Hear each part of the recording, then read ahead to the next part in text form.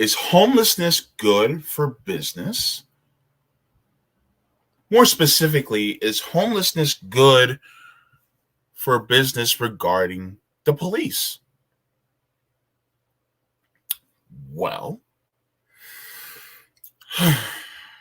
let's take a look at an article.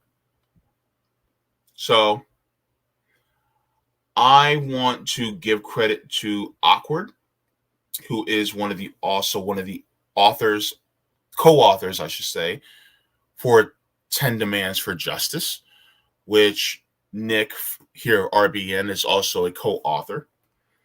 And I am going to share my screen because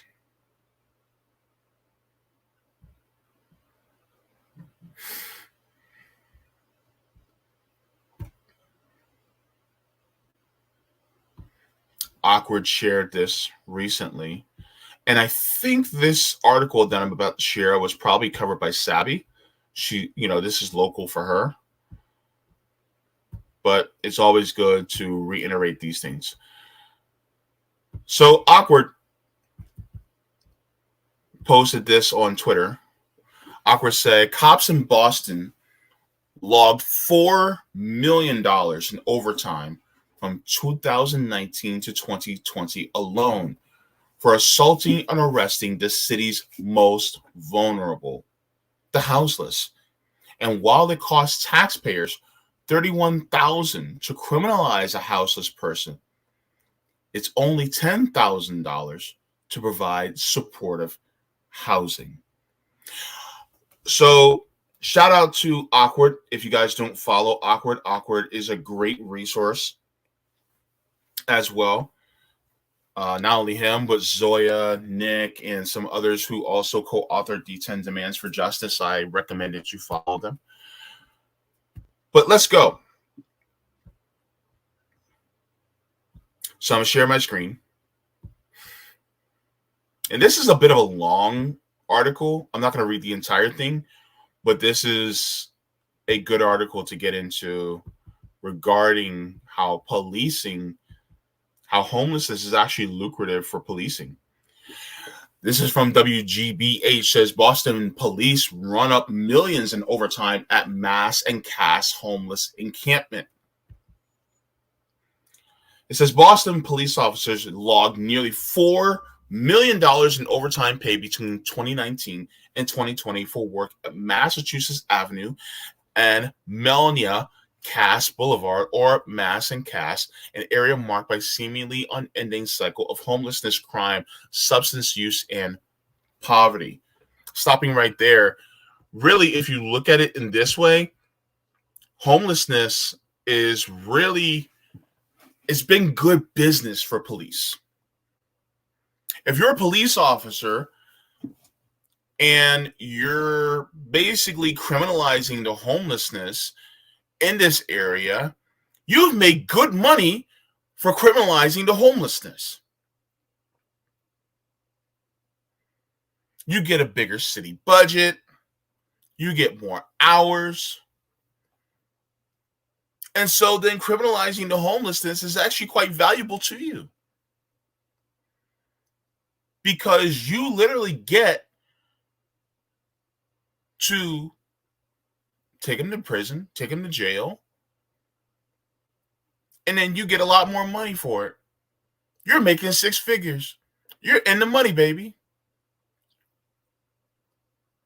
But at the expense of whom? At whose expense? Obviously, it's no skin off your back. But to the most disenfranchised and the most looked down upon people,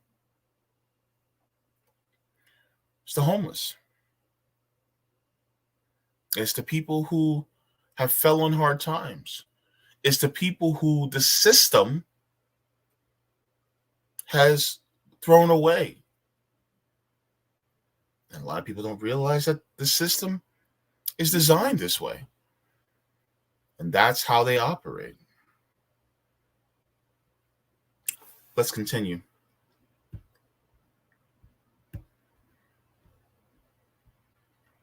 Homeless advocates, mental health professionals, and public policy experts said millions used for policing during that period could have been better spent on health and recovery services. Quote, there would be so much scrutiny on $4 million if it were used transparently for services and couldn't be easily dismissed as a line item in a police department budget.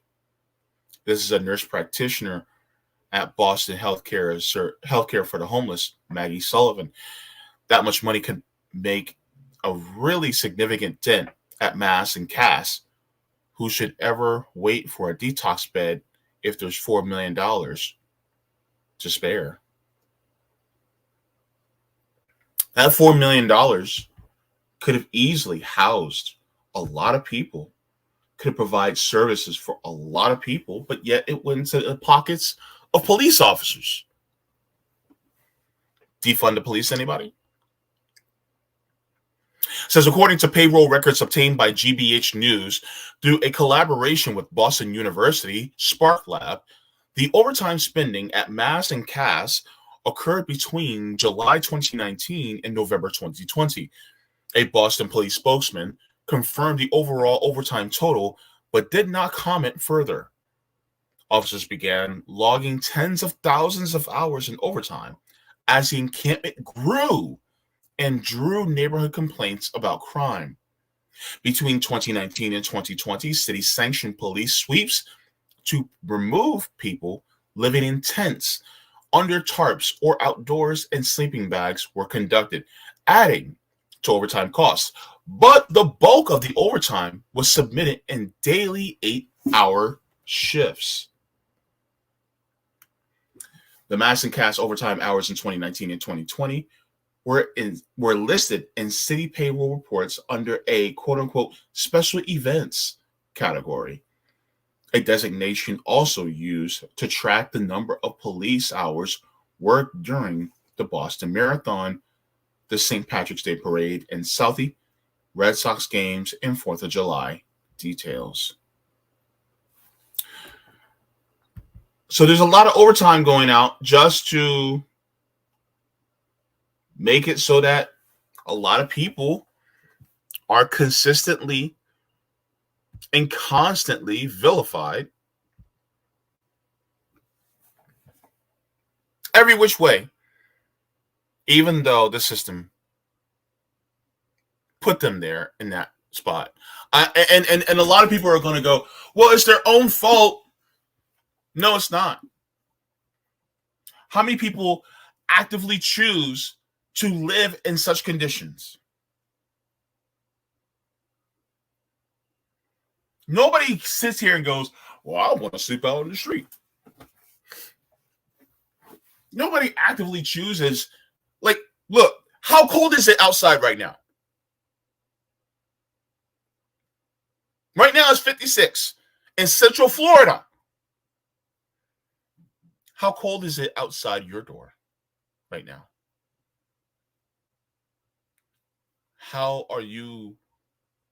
Would you be willing to spend the night outside, hungry, being subject to the elements, and then being vilified by police? Would you be willing to do that? There's a lot of people that don't want to do that.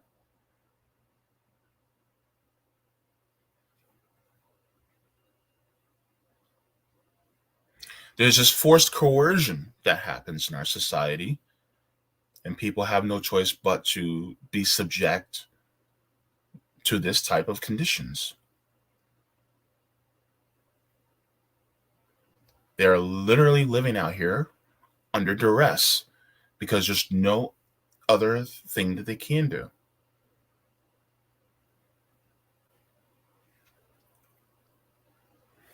Let's continue.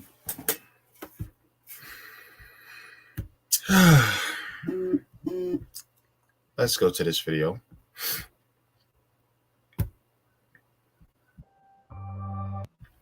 Let me make sure. Hang on. Can y'all hear this?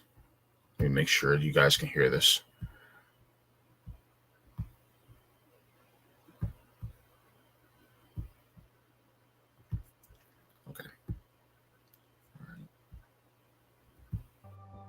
I was on the streets just for so long. This is my chance. The living conditions in the encampments in the area known as Mass and Cass as deplorable as ever before. The humanitarian crisis at Mass Ave and Melnia Cass Boulevard, an area dealing with homelessness and addiction. I have been spending time at Mass and Cass for years.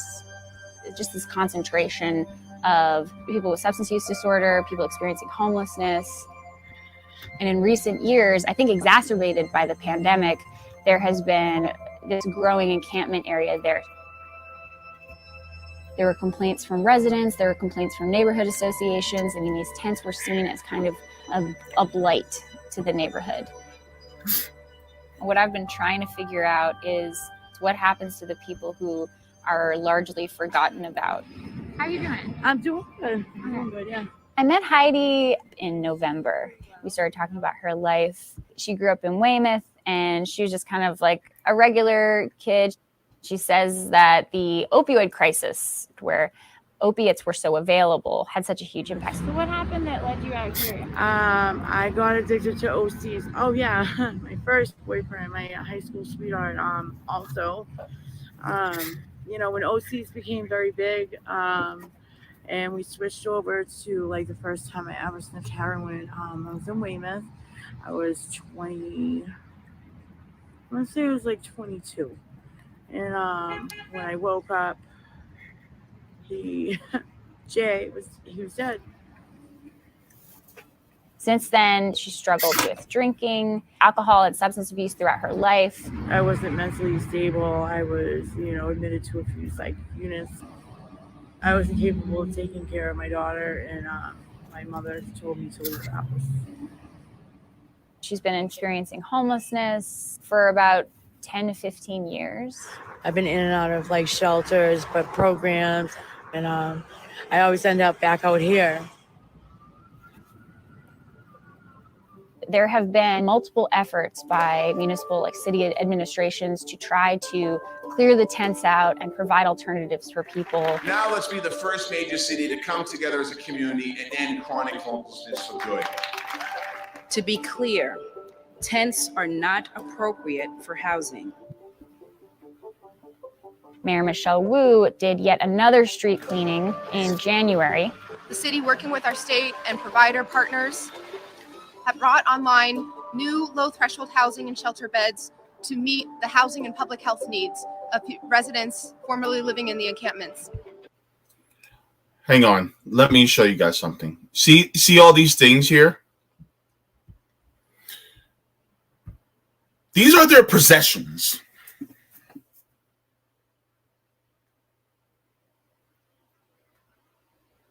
And the police moved them out. And they lose their possessions because that's all they have. And then their stuff gets bulldozed.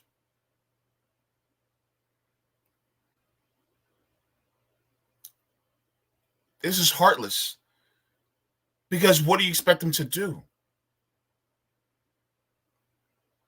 And they constantly depend on capitalism in order to relieve the homeless crisis.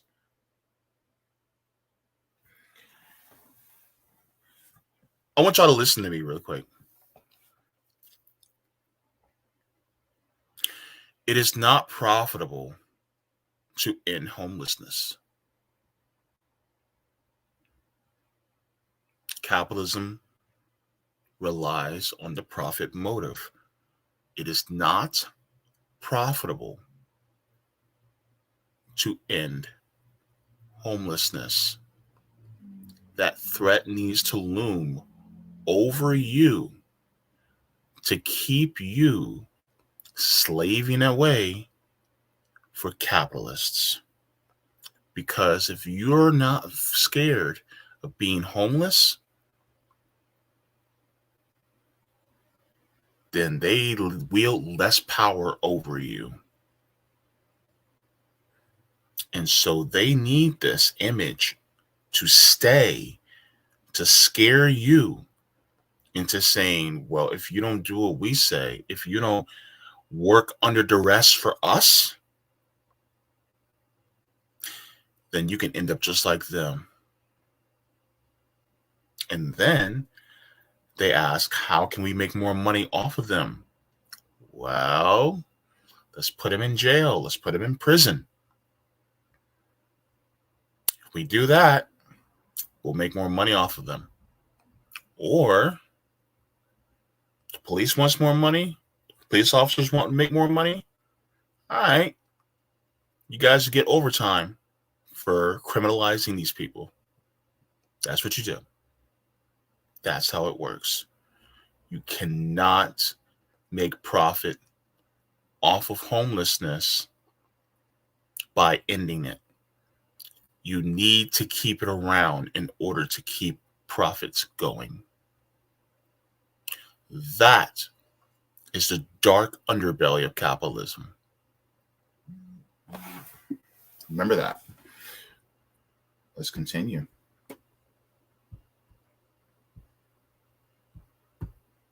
The city had said that they would move people out of tents and get people into transitional housing. They fulfilled that promise for some people, but we can't look at all these people who moved into housing and be like, oh, great, it's over. Homelessness is solved, right? Because this is just the beginning. Hi, how you doing? Sorry. It's okay. Do you mind just giving me a tour? So this episode cribs, this is the poor life. No, no, but very grateful. Yeah. So they came with a wall mirror. I am still cleaning my mop sponge because I don't like sponges for mops. I don't know those things. And then yeah, so we have the bathroom. My mother hooked me up with a shower curtain and all that other stuff. Awesome. So, I mean, from where you probably saw me first. So Heidi has been now moved into a temporary apartment nearby. Show me your view. Oh my God. Yeah, so I'm looking for the heights. But yeah, isn't that great? If you don't look straight down. Have you started detox, or would that be like an inpatient thing? It's going to be an inpatient thing. I honestly am trying, and it's just, I'm not getting, obviously I'm not going to like or anything. I'm just like maintaining, I'm ready for it. And I think the next step. She has 3 children, and that was the first thing she talked about was her daughters and how she really, really just wanted to see them and be a mom to them. My oldest, she's 14.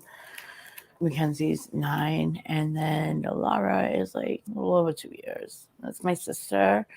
This is my mother, Laura. So I named the little one Laura Jean, and my mother's name's Laura Jean. She's still trying to get herself out of these like entanglements from that past life. And so it's a process. I want to have a chance to reverse everything wrong. It's not so easy. It's harder on the street, but it's hard in here too.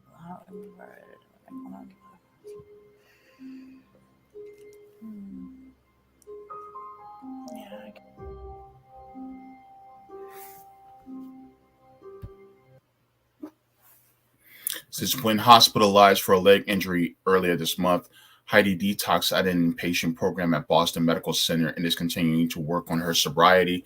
She has been approved for permanent affordable housing.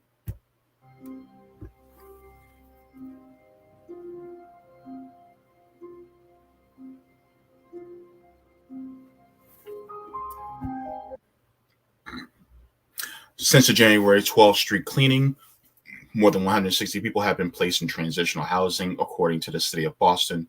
Outreach workers estimate that around 100 people from Mass and Cass are still living on the streets.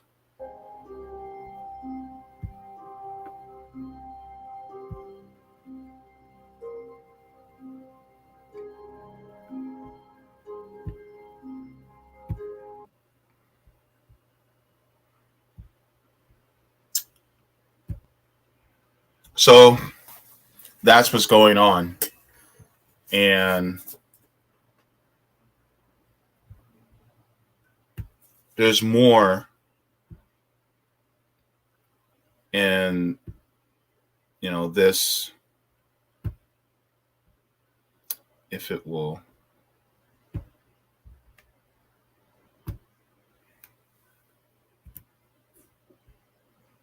If it will shrink.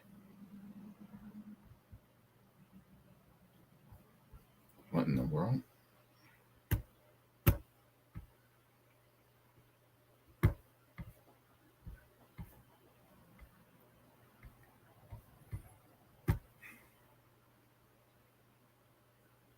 Okay.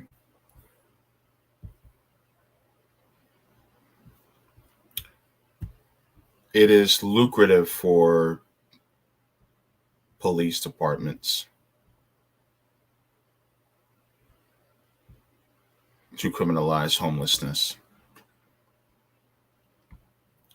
And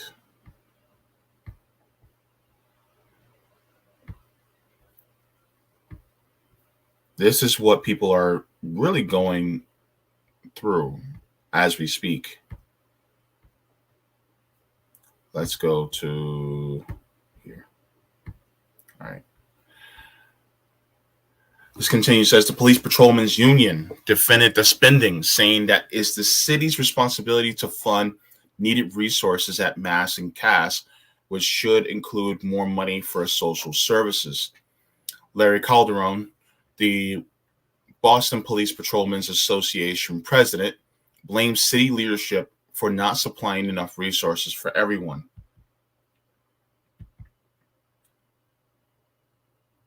He says, I get irritated with the idea that you're paying cops too much. You can't pay other people.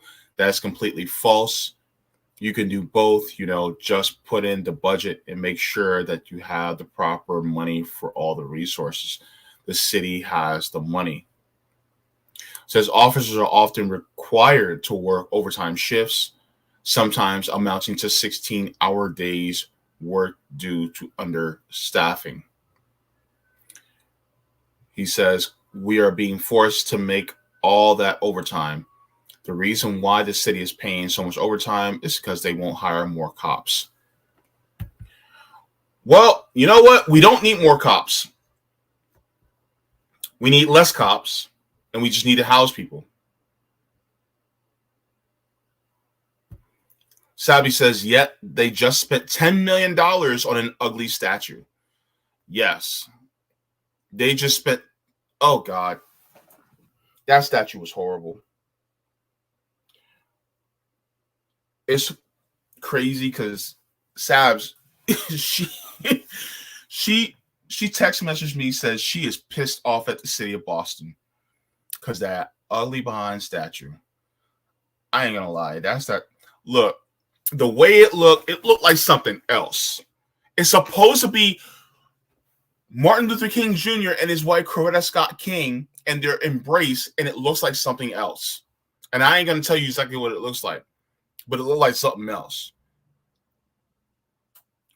And they can spend all that money on that, and yet they can't house the homeless in their city.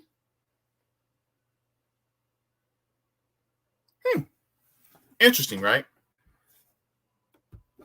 Sabby says she's going to discuss it today. Be sure to tune in, Sabby. She'll be going live at 4 p.m. on her channel to talk about it today. So after my stream, take a break, go use the bathroom, get a snack, and then watch Sabby. But yeah. She's going to be on at 4, by the way. Just to let you guys know. Let's continue.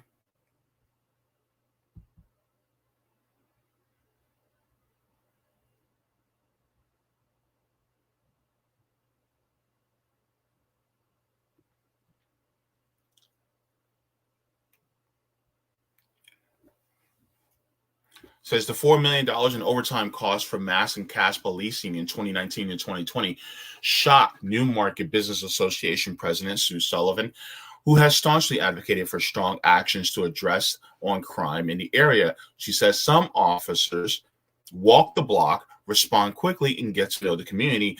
But that too many officers seem hesitant to engage with the population at Mass and Cass. Basically meaning, hang on, let me finish. She says we have a lot of officers, but they're sitting in cars. I would not say there's a perception of safety down here among business owners. The city is trying, and the idea is to put more resources down here, but we really need to think differently. So not only are they spending all this money to vilify the homeless, but a lot of these officers are just sitting and chilling in their cars, collecting overtime pay, and then when they do get out the car, they vilify the homeless and they displace the homeless. And this is what your money's going. This is what your tax dollars are going. They're just chilling. They're just sitting in their squad car chilling, making TikTok videos and BSing. That's basically what they're doing. Instead of actually housing the homeless like they could be doing in Boston, they're just chilling. Just, they're.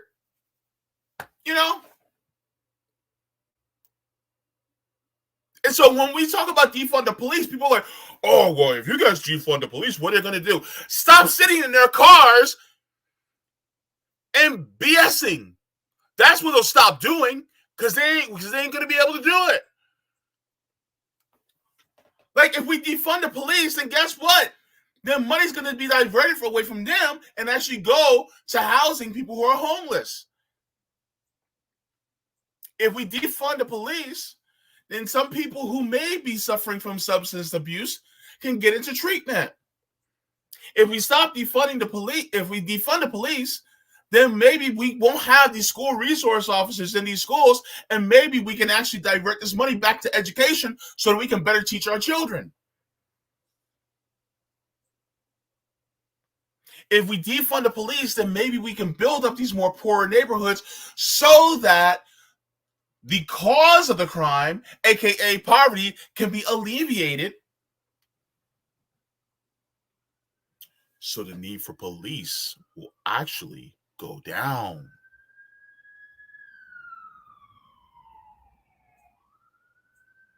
And we won't have to hear that anymore.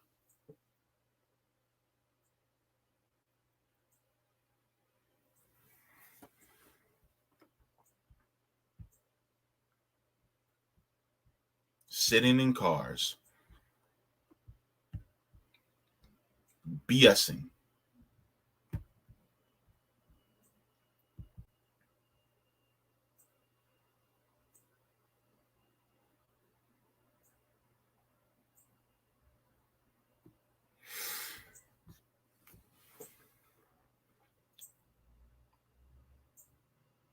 The question says the important thing to question is, who are the police serving? Oh, I can answer that. The police are serving the capitalists, the owners, and the property. They're not serving people. That's an easy question to ask. Once you start to know what it is, it's easy to answer. Because if they really were trying to protect us, they would be advocating for housing the homeless, but they don't do that. And so guess what? Now we see what they're doing. They don't actually help us. And in fact, they actually don't have an obligation to help us. It was actually covered. I covered that a couple of weeks ago, how the police actually don't have a constitutional duty to protect you. I also want to take a moment just to say, when it comes to public safety, and I talked about this with Awkward on my channel last week. And if you guys want to, you guys can see that on my channel. When it comes to public safety, healthcare is public safety. Housing is public safety. Healthy food is public safety. Education is public safety. If you don't give people this, then they are not safe. Having more police is not public safety. It is a Band-Aid on a gushing wound. And what do you do when you have a Band-Aid on a gushing wound? You have to keep replacing the Band-Aid over and over and over and over. And the wound keeps going, keeps festering. What can you do?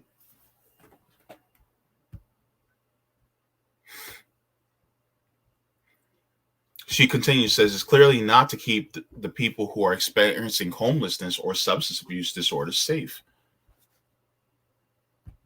True.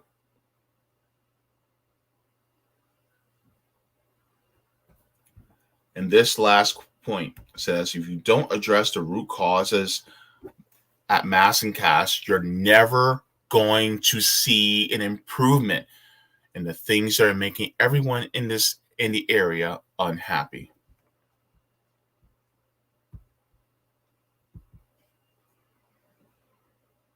So that's what's happening in Boston, right? What about New York? Is the same thing happening in New York? Well, let's take a look.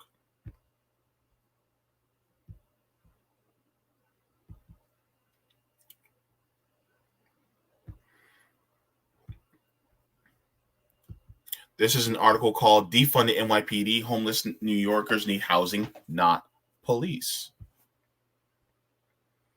Let me enlarge this.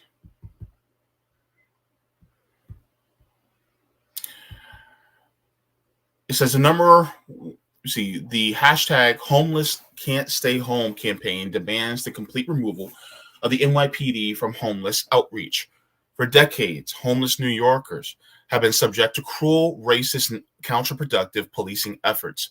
These practices result in the criminalization and abuse of homeless people, who are overwhelmingly Black and brown, according to our estimates. NYPD budgets $20 million a year explicitly to police homeless New Yorkers under the guise of quote-unquote homeless outreach. Over $50 million for NYPD and other securities and shelters, and tens of millions more for police initiatives that end up engaging with homeless New Yorkers. As communities call on our city to defund the NYPD, we highlight a number of recent NYPD and joint DHS NYPD initiatives that have been presented as homeless outreach, but in reality, they have caused further harm and criminalization of homeless people. By design, it is nearly impossible to pinpoint the exact cost of joint initiatives where NYPD working with social services agencies. However, to the best of our ability, we have estimated the costs of each line.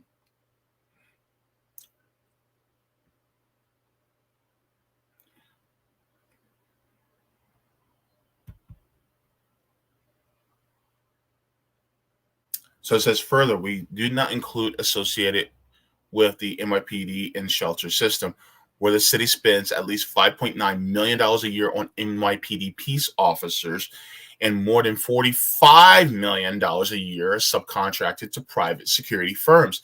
In fact, under Mayor de Blasio, DHS has seen unprecedented moves towards policing orientation, including placing all DHS security operations directly under NYPD supervision.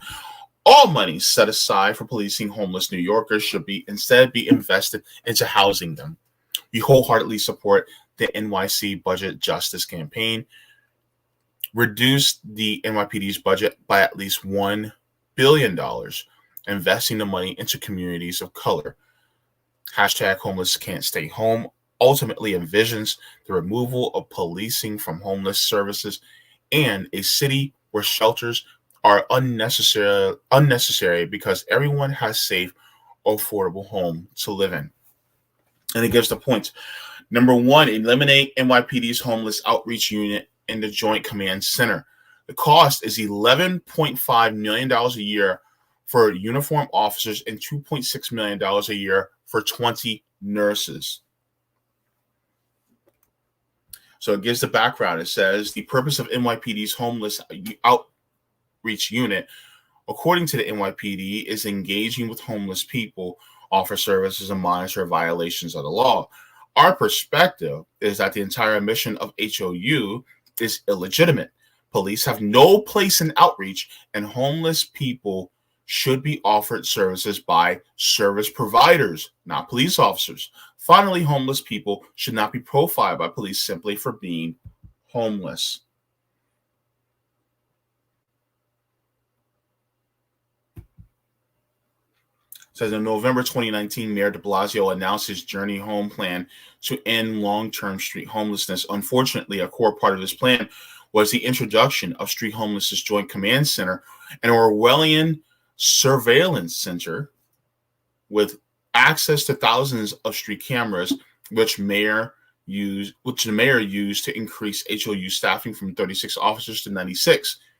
The city must immediately shut down the Joint Command Center, which would not only save costs associated with NYPD, but also free up DHS funding that could be put to better use.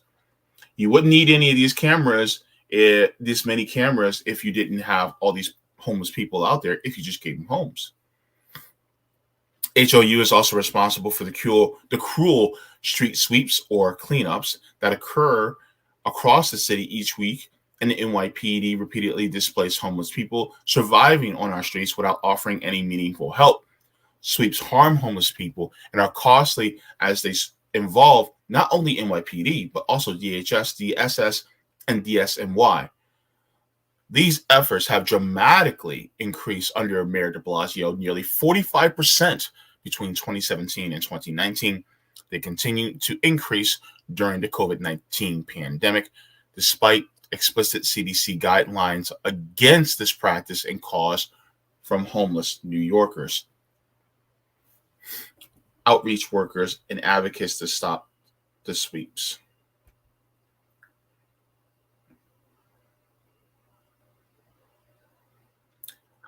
Moving on to number two, the subway diversion program. We estimate the cost of the subway diversion program, SDP, is $5.4 million a year for NYPD Transit. The estimate multiplied the total budget of NYPD Transit by the percentage of summons given were SDP related.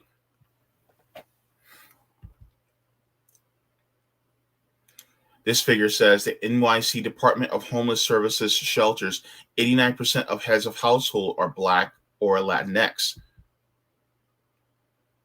Number three says invest permanent housing and immediate safety in hotel rooms for homeless people.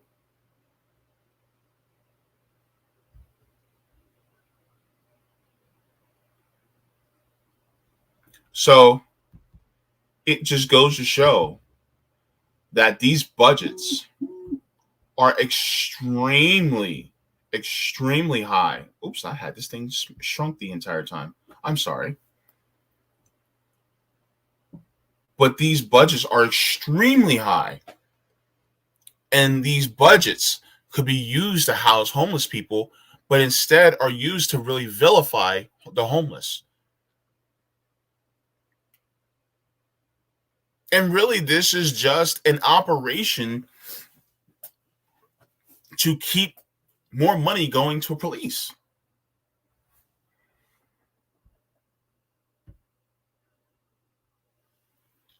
And that's the problem that a lot of people don't realize when it comes to homelessness. Red says budgets are moral documents. Am I MLK or immoral? Yeah.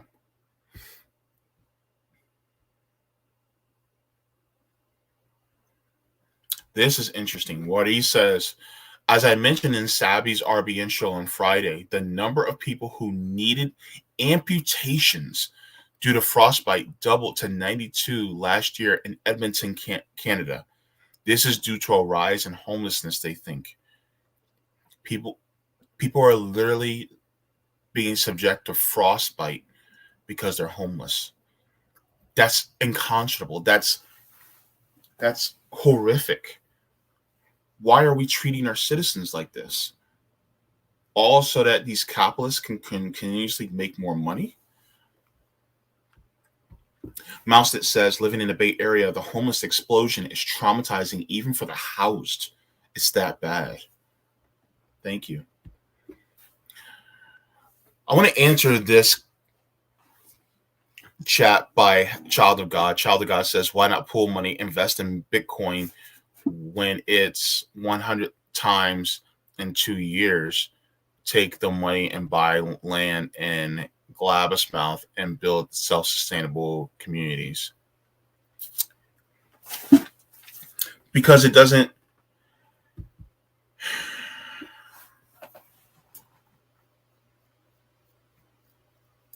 If somebody wants to do something like that independently, fine. Somebody can do that independently, fine. But it still doesn't answer the systemic problem. The problem is systemic. And depending on individuals just to do it,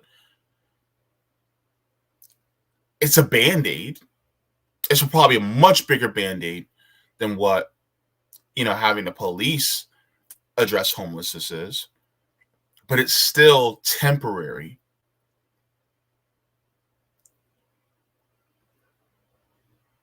So if you're saying that, why don't cities do this? Because curing homelessness is not lucrative for them. It's more lucrative to keep it there for them. They don't want to solve the problem. The problem is the moneymaker. So, unfortunately, that's the way it is in this system.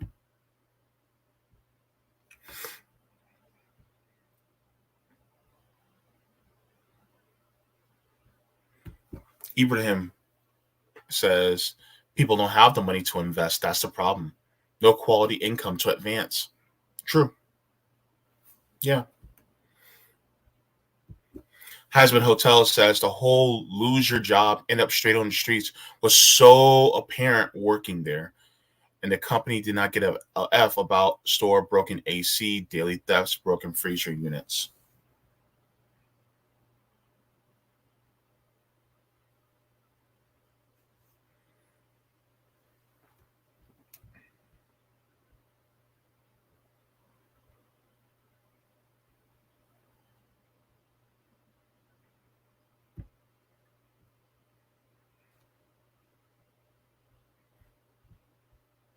Let me go to The Rock.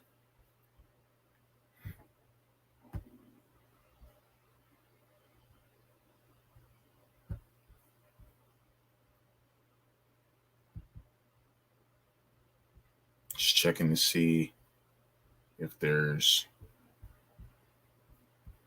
for some reason, Rockfin keeps freezing on me. I don't know why.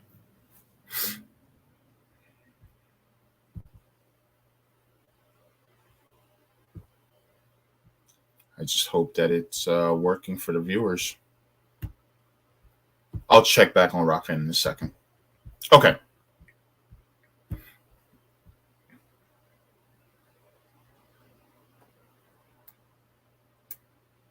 Mastermind hour. Don't you know no good? Maybe we can invest in FTX. I hear that's going pretty cheap these days. Oh my goodness. But yeah,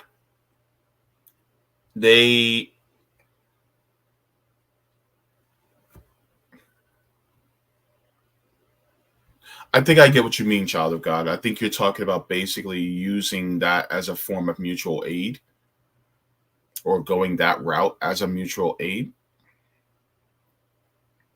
I mean, if somebody wants to do that, then that's a way of doing some type of mutual aid. But you're also subjecting that to the rise and falls of the market.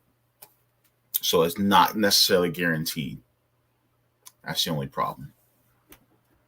So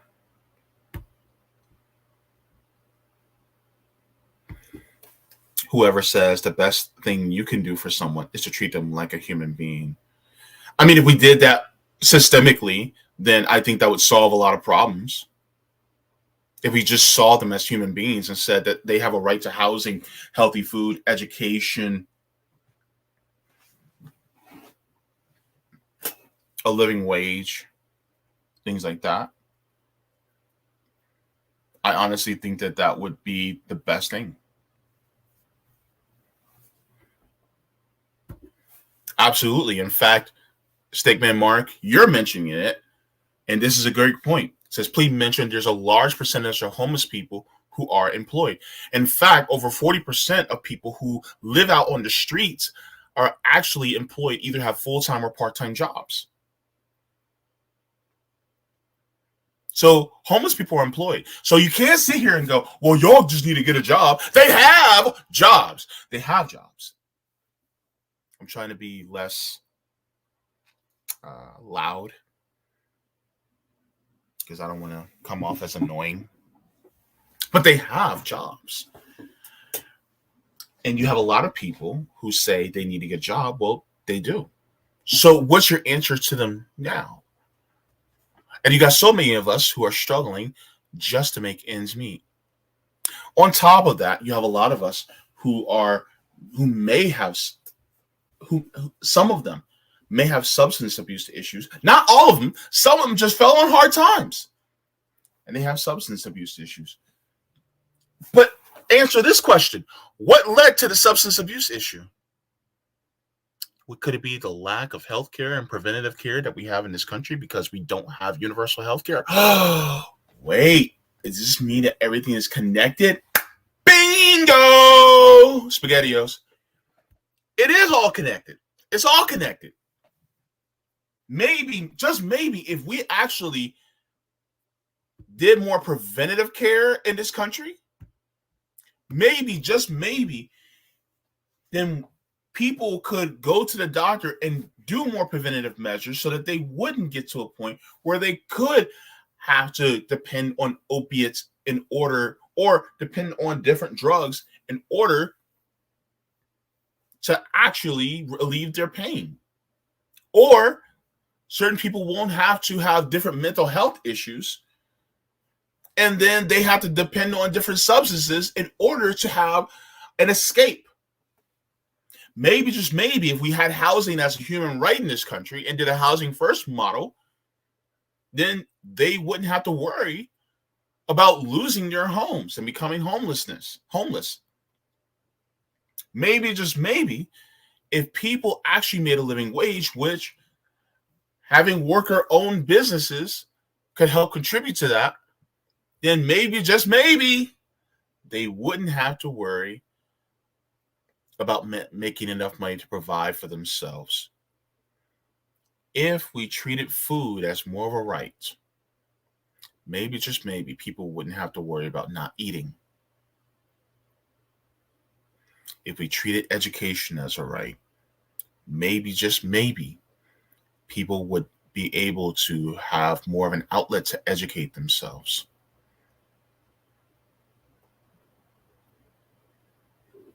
And this could get rid of so many different obstacles that we have in our way from truly succeeding as a society. But what do I know? I'm just a silly socialist.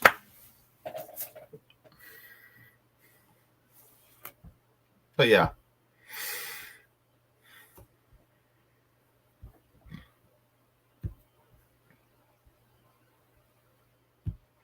Let's go to The Rock. It finally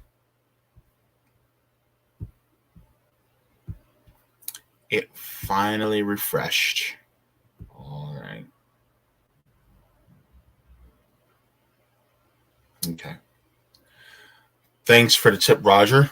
Says JB, it's pronounced James M. Toom May. Sorry. The guy who gave us the Juicy Fruit, the song, that big sample in his song, Juicy. Juicy. Yeah, I know. So sorry. In Toom May, taking Senator Chuckles to task back in his early days in the Senate, just calling him out on his BS. Charles W. Etheridge III was never impressed with Cory Booker when he came there running for office and was consistently dumping on Obama for not looking out for Black people. Ooh. Didn't care that he got hate for hating on Obama. Peter Noel of the Village Voice was always ripping on Giuliani's race patrol. Sorry, police. I see what you did there. I was able to get the words co-ops and citizen ballot initiatives to be spoken from the lips of content creators to get it to proliferate. Now my objective is to make you speak more of public banks, which would be right up the alley of ending homelessness. In fact, I spoke with Alfeka Maturity on my channel from the National Public Bank Coalition. So if you guys want to check that out on my channel, I also talked to her on my channel as well if you guys want to check that out. That was actually a really good conversation. That was also facilitated by Roger Meadows. Big shout out and thanks to Roger. So yeah, very good points as well on there. There's a super chat that I want to make sure I give attention to. Erica C says, we got to unite and organize en masse if we're ever going to make housing truly a human right and dismantle it, this unjust capitalist system. Thank you so very much. Absolutely, Erica C as well.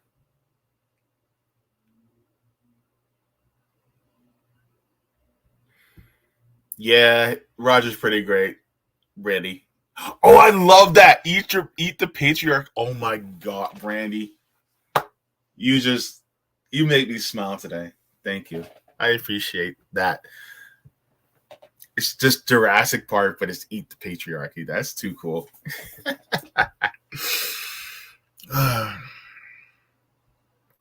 Mouse that yes, public banks have more information. I can't talk today.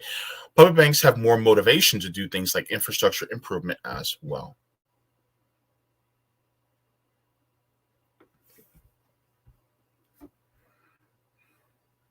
And also, there's a point on police basically being police are too expensive for municipalities and states.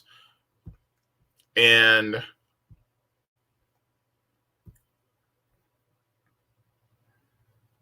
this is out of the Washington Post. It says, insurers force change on police departments for long resistance to it. The subheading says, the high cost of settlements over police misconduct has lured insurers to demand police departments overhaul tactics or forego coverage. So really, it's just too expensive for police to continue to keep doing what they're doing.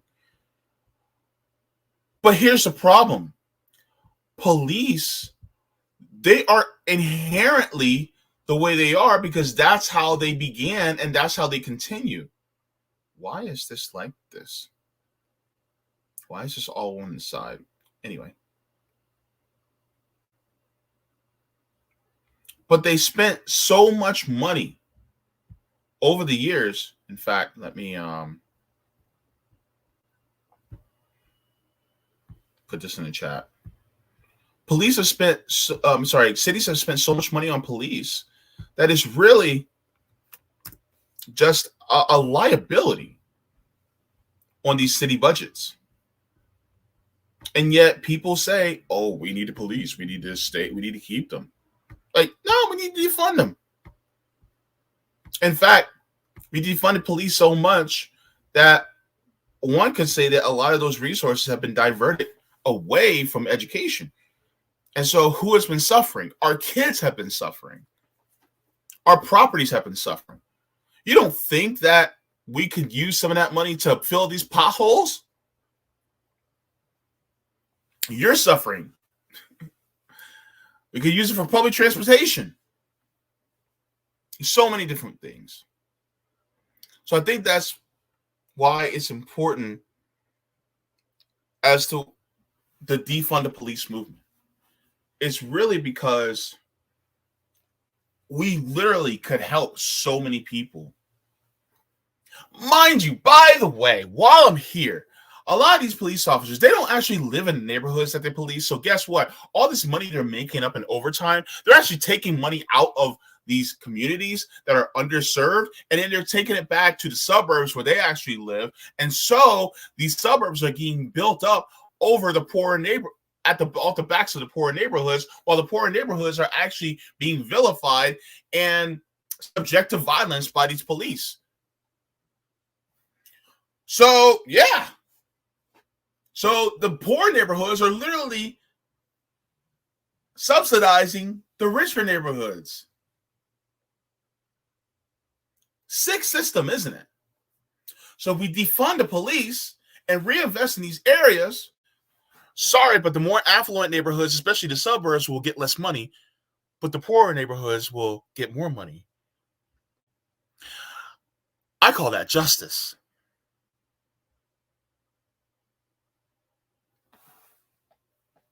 But what do I know? I'm just a silly socialist.